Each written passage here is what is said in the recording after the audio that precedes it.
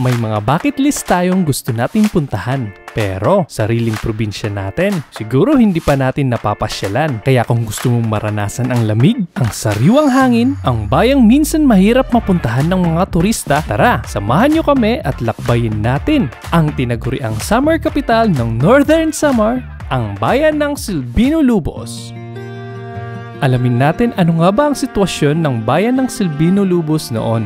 Sa pagiging simple at payak na buhay ng mga tao dito, makikita sa kanila ang pagkakaisa, ang pagiging matulungin sa kanilang kapwa. Main source ng kanilang pamumuhay ay nagmumula sa pagsasaka. Ang bayan ng Silvino Lubos ay isa sa mahirap marating ng mga turista dahil wala itong kalsada.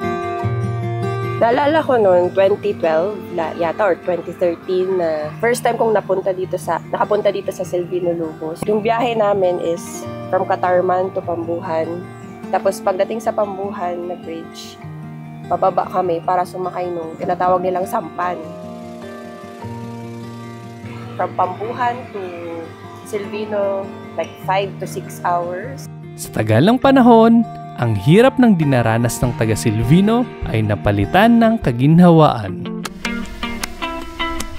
Noong June 16, 2023, nagkaroon ng inaugurasyon sa tulay na nagdudugtong sa bayan ng Mondragon at Silvino Lubos, ang payapa at masaganang pamayanan o pamana na programa na sa ilalim ng pangangasiwa ng Presidential Advisor on Peace, Reconciliation and Unity at ng Department of Public Works and Highways sa pakikipagtulungan ng probinsya ng Northern Samar ay naging makasaysayan sapagkat hindi lamang napabilis ang biyahe nito, pero ito ang naging daan para sa pagiging tahimik at payapang bayan ng Silvino Lubos. Dako ang bulik siningadalan, pag halimbawa may mga sakit sa iyo, masayo na lakam papadto sa Provincial Hospital, sa Catarman, at pag-arap sa iyong mga kabataan, at iyong mga produkto, iyong mga tanom, masayo na ninyo dadon sa iba-ibang punkto sa Northern Samar.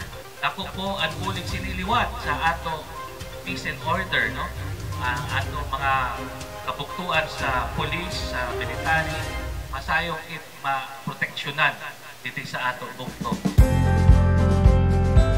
Yung Department of Health nagkaroon ng programa sa whole Philippines, and after ng pagbabakuna kami sa Provincial DOH Office, nagkanda kami ng RCA para ma-check kung nabakunahan na ba lahat ng mga households. Yun yung naging task namin why napunta kami dito at saka ako for the first time nun.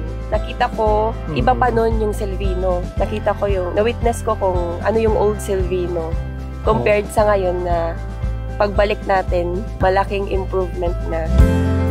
Dahil sa pagbabagong ito, unti-unti nang nasisilayan ang tunay na ganda ng bayan ng Silvino Lubos.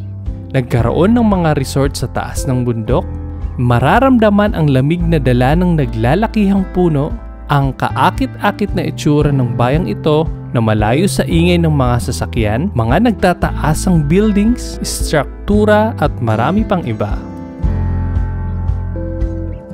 Pagka gagasturin lang tayo, di yung maganda na. At least makita ng mga bisita natin na yung town na nasa gitnang mga kabundukan, mayroong ganito, di ba?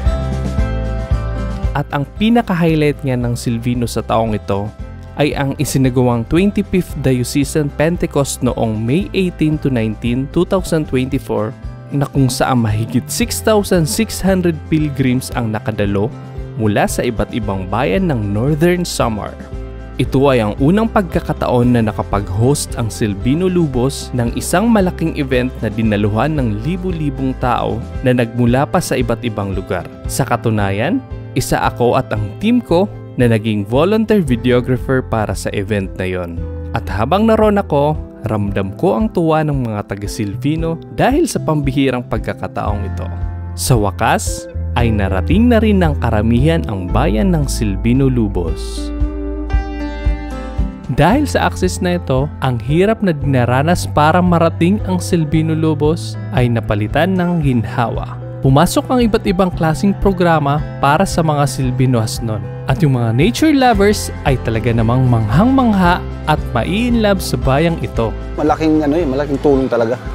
Yun sa economic at saka yung sa mga tao, kung paano sila mag-transport ng mga ng product at saka yung goods papuntang Silvino. Before kasi ano yan, yung Pambuan River lang yung daanan na kung saan hanggang 8 hours yung papuntang Silvino galing Pambuan. Sa ngayon na may kalsada na, wala pang 1 oras andun na tayo sa Katarman. Ang laking bagay, laking kaginhawaan ng taga Silvino Lobos. Kaya ito ay patunay lamang na darating din ang panahon na dahil sa pagtutulungan ng bawat isa ng pamahalaan, makakamit din ang isang marigon, mainuswagon at malipayon na Nortehanon.